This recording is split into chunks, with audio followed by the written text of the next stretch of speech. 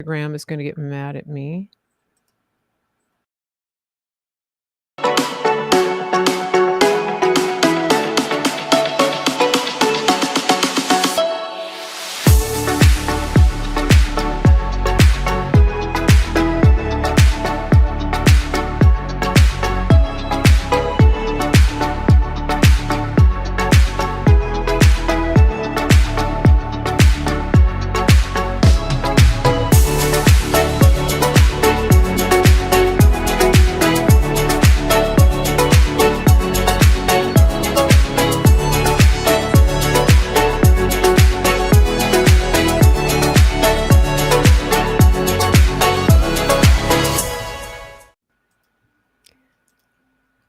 Hello and welcome to the show. It is a great day here on Mary Grace Media, and we have a wonderful, wonderful show lined up for you. As you are familiar with, most of you, I have with me my friend Dave Hayes, also known as Praying Medic. And as usual, it seems like every month or so we get together to have a conversation. And in between those times, we're kind of wondering, what are we going to talk about? And then with like clockwork, within about 48 hours of going live, we get more material than we know what to do with. So this is the case today as well. Welcome, Dave. It's great to have you back. Thanks, Mary. Good to be back on the show. It's too bad there's nothing to talk about, but maybe we'll figure something out. Yeah, it always happens this way. And by the way, the title of today's show, as always, we call this show Conspiracy of Truth. And the reason that we call it that, well, you can figure it out. But the thing that's so ironic about this is that certain channels actually like to ban my material, especially when I have Dave on, for talking about things that are true. And today's episode is the Fight, Fight, Fight edition of Conspiracy of Truth, episode 18. So if you're watching the replay and you are watching episode 18, the Fight, Fight, Fight edition, that is the most recent one as of the 24th of August, 2024. And so if you are just coming in, I encourage you to share this, tag people, let people know that we are live. And also just let us know in the comments where you're watching from. That would be fantastic. Another thing I want to let you know, if you're watching on YouTube, you have a limited window to stay on that channel today, because we are going to shut down that stream after a few minutes, and we're going to direct you to some other places that are more favorable to free speech. You can go into the show notes on YouTube as you're watching, and you can see the link to an alternative platform to watch. And we do appreciate you watching. And I'm sorry to my diehard YouTube people, but they can't be reasoned with. So we are not going to give them the views and the clicks and the attention. And we're not going to risk getting the channel shut down every single time we do a show. That's the way it works with that. Hi, Edward from Sarasota. Looks like we're taking a few minutes to get the algorithms going here. I think Dave retweeted us, so we should be moving along there. And we're live on Rumble, and I have some great moderators over on Rumble. And so if you are watching on Rumble, please remember to hit the thumbs up on the Rumble channel. If you don't know how that works, you look at the video and go just directly under the video and hit the thumb. That will help us to get up in the algorithm. It helps us to move up in the feed. And if you are on Facebook watching, we ask that you hit the hearts and the thumbs up as you're watching, and then also comment in the show. Our disclaimer, we have a couple of disclaimers. One is, Dave and I are friends. We have conversations, and this is one of those conversations. It's not an interview. Sometimes you'll hear Dave talking, sometimes you'll hear me talking, and sometimes each of us takes a little longer than you might think we should, because we're having a conversation. And if that's not the style that you like, this is maybe not the place for you. And that's okay. You don't have to watch. The other thing is, I wanted to say, if you have an issue that's really important to you and you feel the need to post a lot of comments about that issue, especially if it's off topic, what I would encourage you to do is go to substack.com and start a channel on Substack, start a blog, and post all of that content for anyone to see. But please don't do it in our chat because we want to keep people on topic and honor the people who are here to listen and learn and participate on the topics that we're talking about. Is there anything you want to add, Dave? Ooh, do the Yeah, direct if you message. feel inclined to drop your doctoral dissertation in a comment in the chat, you might get blocked. Just saying. Yeah, something like that. So, and be nice to our moderators. Please don't argue with them. They're here to help. They're here to help keep other undesirable accounts from spamming the chat, and we really do appreciate them. So, if you see the little icon next to them on Rumble, um, please don't give them a hard time. We really do appreciate their help. And I think that's it. Oh, direct messages. We do have a direct message feature on Facebook, and typically, when you see a message from Mary Grace on Facebook, it is typically, like a response to something that you initiated. No one, Dave nor I, will ever message you or reply to your comments with links to any financial products or services, especially crypto. And just be clear on that, and be clear on the fact that on Rumble, both of us have verified accounts. That means when you see Mary Grace Media, it has a green triangle next to it. That means it's verified. Same thing on Facebook. There's a blue check on Mary Grace Media, and Dave is praying medic. Other channels are not us. So please report them and block them. Anything else?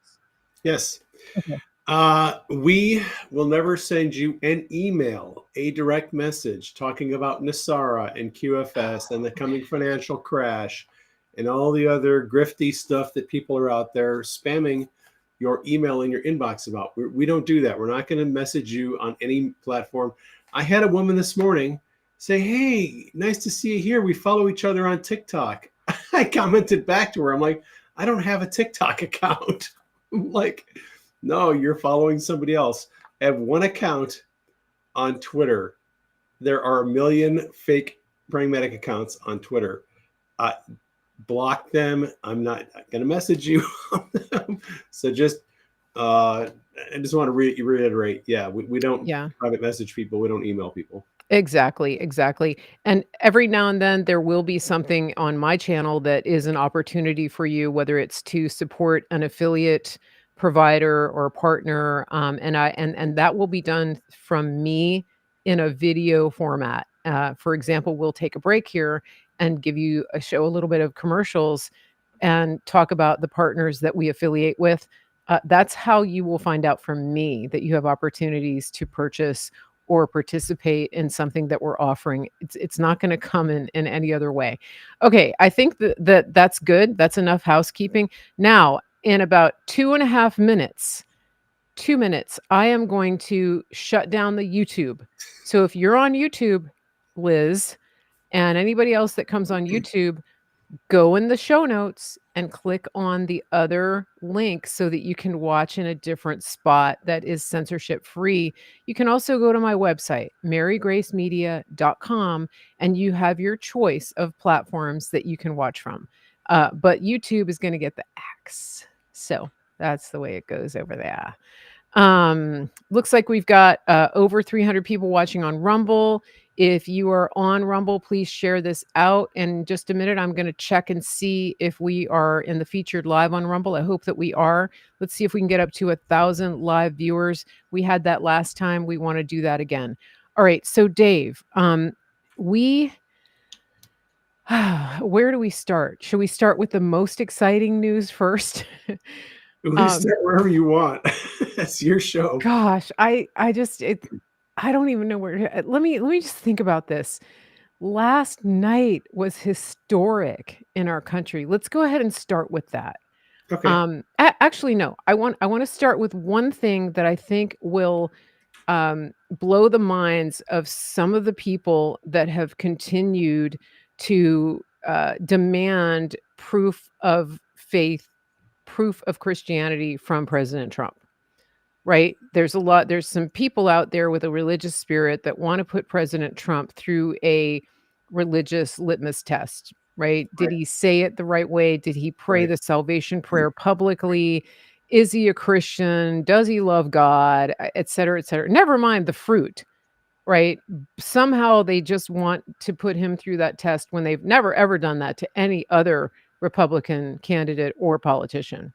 Right. I mean, if we put the Bushes through that, maybe they'd be found wanting. So, but I wanted to read this for you because I was looking at uh, the book of Philippians. I was reading the book of Philippians, and one of the things that people use as an objection to President Trump is he just really shouldn't call people names. It's just not Christian. People shouldn't do that. He The mean shouldn't. tweets. He's so mean. And I'm saying it like that because that's how it sounds when you do that. um, so here's Paul writing to the Philippians. Listen to what he says. This is in the Philippians 3. He says, "Finally, my brothers, rejoice in the Lord. To write the same things to you is no trouble to me and is safe for you. Look out for the dogs. Look out for the evildoers. Look out for those who mutilate the flesh. For we are the circumcision who worship by the Spirit of God and glory in Christ Jesus and put no confidence in the flesh." And then he goes on to list his CV. I'm just going to read that again. Look out for the dogs. The dogs. The dogs. Look out for the dogs. He died like a dog. I'm just saying, it's almost like President Trump may have read the Bible. Maybe. Okay. All right, Yeah. we're just going to leave that right there. Not to mention that Jesus called the Pharisees a brood of vipers and He did. whitewashed tombs. But hey, you know what? Yeah, Trump's a mean guy. He's mean. All right. And not to mention that he grew up in Queens and everybody had a nickname. Can I Yeah. add on to something that you just said? Please. Just an observation. Trump takes a lot of criticism from people who they just seem to like having things that they can find to criticize Trump about. That's just their thing. They sort of go around looking for reasons to criticize Trump. and they scrutinize and they analyze his social media posts, what he says at rallies, looking for something that they can catch him in, that they can accuse him of being a divider, hateful, mean, whatever, right? Yeah. When Trump at the rally in Georgia, Atlanta, put Brian Kemp on blast, what was the reaction from all of the neocons and all of the conservatives, the anti-Trumpers? Oh my gosh, there's Trump again. He's attacking. What is he doing? He's in Georgia and he's attacking a very popular governor, and he's attacking and he's calling him names and he's threatening him. What? And I saw people on Twitter going, if he loses the election, this is why he's going to lose the election. He's trying to lose the election. He has no sense of decorum. He's a loudmouth. He's a loose cannon. He can't be trusted. He betrays his people who are supposed to be his friends. Why is he doing all this nonsense? Right? Yeah. All of those people came out of the woodwork to criticize Trump. And what happened the very next day and what happened yesterday, Kemp comes out and says, I have a full, complete endorsement of President Trump. He has got to win the election this year. Our country's at stake. Right? Just it's almost like Trump has strategy. It's like he thinks almost he's like actually Trump thought things knows through. something. It's like Trump knows something about how to interact with leaders in a way that forces them to work with him on his goals. And what it comes down to in this particular case, what it comes down to is Kemp is not an alpha male. Kemp is kind of a beta. And he's not that smart. He's compromised. He's a compromised politician, right? What Kemp needed was Trump to threaten him with the fear of God and embarrass him and humiliate him in his own home court and get him to bend the knee. Yeah. And Kemp did the right thing. He bent the knee, and he basically came out and said, Trump is our leader. He's a leader of the party. I support him fully. He has my endorsement, and we're going to win Georgia for Trump. Okay. Yeah. It's unfortunate that a lot of people don't understand how Trump works people, but Trump knows people's weaknesses and strengths. He knows their character. He knows he knows what is needed to get those people to work with him. And if you've been watching Trump for 8 years, you've seen this over and over and over again. How he seems to get kind of unhinged and do something out of character and something no other leader would do. And it ends up being a fantastic success, and he gets what he needs. And there's just a lot of people who don't understand that about Trump. Yeah, and I think, these people who are what I would call a lot of them con Inc., right? Conservative Inc. Right. They they excel in certain things, sort of mainline type of reporting, and some of them are really good in the lane that they're in. But they don't know Trump. But they don't know Trump, and some of them have never liked him, but Right. they have risen to prominence on his coattails, just by being a conservative during the same era of Trump. They just happen to have produced, good content and good material alongside of the momentum of Trump. Yep. But when it comes to the way that Trump works and his operational style, which is highly effective, it's like they have blind spots and they are lacking all pattern recognition. Yep. Because if you have an ability with pattern recognition, you can start to put together the pieces and see patterns of the way that Trump operates. And that's something you do, that's something I do, that's something that a lot of the Anons do, and they have different areas of gifting in that. And sometimes people get mad because I'll say things about Trump and they'll say, "Oh, you're just a cult member. You're a cult you member. worship You're a sycophant. You can't right?" think And for yourself. I'm like, "No." Everything that Trump does, you justify everything he does. Right, I'm It's like, like, you "No, know what? it's not that." Like, when he does if he No. does things, I will criticize him on things, and I will question him on certain things, but what I'm trying to do is explain to people how he operates based on what I've observed. I'm just giving you an observation. You can take it and do what you want, but this is my observation. This is not me Right. worshiping a person. I worship Jesus Christ. I don't worship Trump.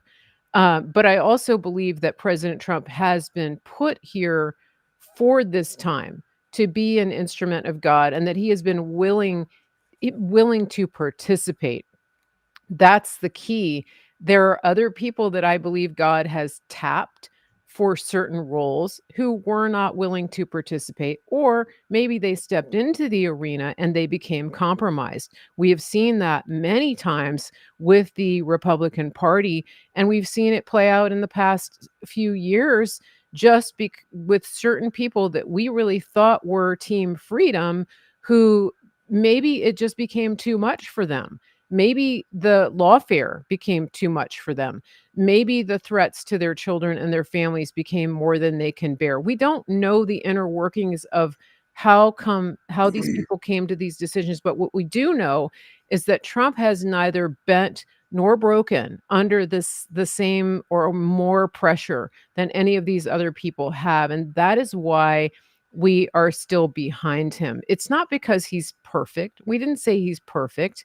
It's because of the integrity that continues to show up again and again and again. Going back to our founding fathers, they pledged their lives, their fortunes, and their sacred honor.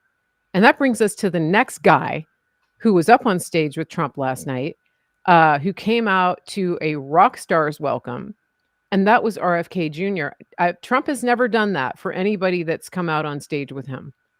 Has he? Nope. He is not at a rally, that's for sure. Yeah, let's talk about this. That was a one-off. I've watched almost every rally for the last 8 years. I've never seen anything like that. Yeah, amazing, and I wanna spend a lot of time I wanna camp out on uh, this team RFK Trump Okay. alliance, the unity party, which is what they were referring to. I don't think they're starting a new party, but they're rebranding the Republican Party as the unity party, Yeah. and I wanna talk about this It's because time for it. it's way overdue. I listened to RFK's speech. You listened to it. You said, "Oh, wow." Mrs. Medic made you listen to it, and you're She glad you did. did. She listened to it live. I was busy doing some other things, and she told me this morning when we're having coffee, she says, "Before you go on with Mary, you need to listen to his entire speech." Yeah, And I was like, yeah. "Okay, I'll do that." It was amazing. And I just want to I wanna unpack some of it. This is time now to my YouTubers. We're shutting it down. We'll meet you over on the other platforms in just a second. Okay, so Dave, um, one of the things that happened right out of the gate with RFK Jr. after he delivered his speech was that the Kennedy clan, many in the Kennedy clan, uh, disowned him. You wanna talk about that? They did, yeah. So, so for those of you who are not familiar with what happened, um, I'll give you a little bit of backstory. President Trump, again, once again, on the campaign trail when Trump was still and Kennedy's he was vying for a spot on the debates, presidential debates, Yeah. and Trump was pushing back on the idea that Kennedy